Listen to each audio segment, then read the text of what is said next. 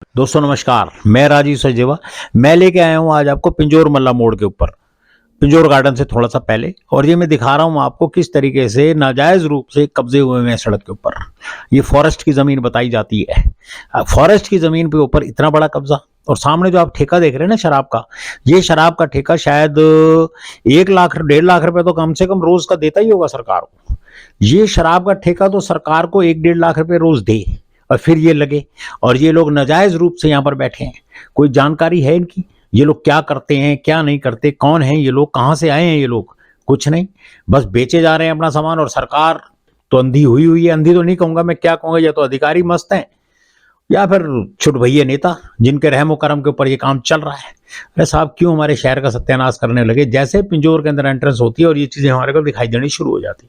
अब क्या किया जाए इनका? कर भी क्या सकता हूं मैं तो सिर्फ बोल ही सकता हूं, और बाकी तो अब मैं आगे आपको दिखाऊंगा। और ये लिया है मैं आपको पिंजौर गार्डन के बिल्कुल सामने, पिंजौर गार्डन के गेट के बिल्कुल सामने।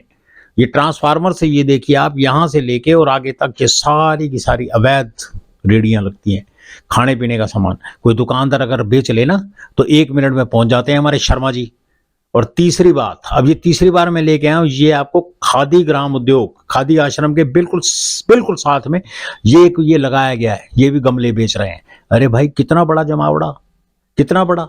और इस जमीन को आप ये देखेंगे तो कम से कम ये 100 एक पूरे शोरूम की जगह होगी। और एक शोरूम अगर यहाँ पर कोई व्यापारी खरीदता है तो उसको कई करोड़ों रुपए देने पड़ते होंगे। सालाना जीएसटी भी देता है, सालाना बिजली का बिल भी देता है, पानी का बिल भी देता है, उसको कंस्ट्रक्शन भी कराता है।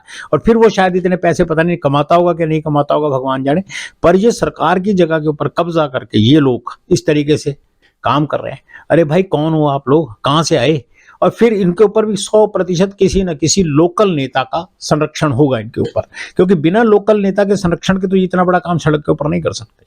और इससे क्या होता है कि आवाजाही बच्चों की, लेडीज की, आदमियों की, हर व्यक्ति की, यहाँ से जो पैदल चलता है उसकी आवाजाही खत्म होती है। वो कहाँ से जाएगा? वो सड़क पे जाएगा। सड़क कैसी बड़ी है 15.5 करोड़ की, वो आप सभी जानते हो। जो उसमें सड़क कम और खड्डे ज्यादा है, आदमी जाए तो जाए कहाँ? सड़क पैदल चलने का रास्ता नहीं है हमारे पास। और इन लोगों के कब्जे। अभी ये वीडियो बन रहा है, शाम तक कुछ ना कुछ होगा। किसी एक व्यक्ति का कहीं ना कहीं से फोन आ जाएगा जो इनके मालिक बनते हैं अपने आप को, जिनके दम के ऊपर ये लोग इतना काम करते हैं। साहब, ये शहर को बदसूरत ना बनाए आप। आपने हमारे शहर का सत्यानाश करके रख दिया। और इनसे पूछा जाए कि किन की जमीन है उन्होंने आज तक किया तो क्या किया। और ये मैं लेके आया हूँ आपको चौथे पॉइंट के ऊपर। ये लेकर आया हूँ मैं आपको जी कालका गवर्नमेंट कॉलेज के बिल्कुल सामने ये स्टेडियम था। ये कालका कॉलेज का बोर्ड लगा हुआ आपको नजर आ रहा है। और ये मैं अब आपको ले रहा हूँ, यहाँ पर भी एक कब्जा हुआ है। ऐसे ना मालूम कितने कब्जे शहर में और भी होंगे। अब आप ये देखिए, ये लोग यहाँ पे भी बैठ गए। ये जगह भी फॉरेस्ट की जमीन पे कब्जा क्यों? जबकि फॉरेस्ट का काम होता है बिल्कुल पेड़ लगाना और जगह मेंटेन करके रखना। और मजे की बात देखिए, ये सामने ये रखा हुआ है, ये जो आपको कंटेनर नजर आ रहा है, इस कंटेनर के अंदर म्युनिसिपल कालका परिषद के लोग बैठते हैं। यहाँ पे कालका परिषद के लोग बैठते हैं, यहाँ पे सफाई कर्मचारी बैठे या दरोगा बैठे या कोई भी बैठे, और उसके साथ में ये अवैध कब्जा। साहब, हद है।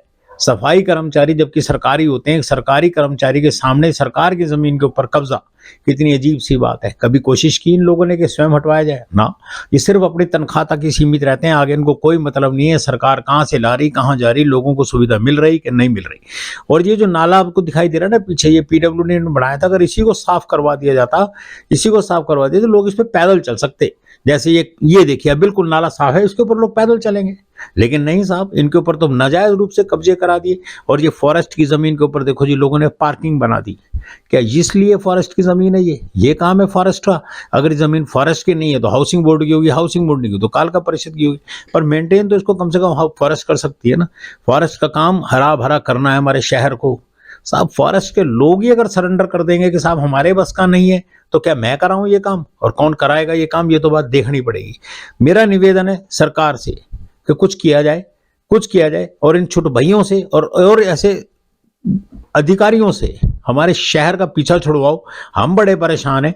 इन्होंने शहर का सत्यानाश करके रख दिया है। खट्टर साहब, ये आखिरी बार निवेदन है आपसे। और मैं शायद क्या बताऊं अब आपको, मेरे पास तो कोई शब्द भी नहीं है आपको कहने के लिए। बार बार निवेदन करने के बाद भी इनके कान पे, अधिकारियों के कान पे जूं नहीं रेंगती।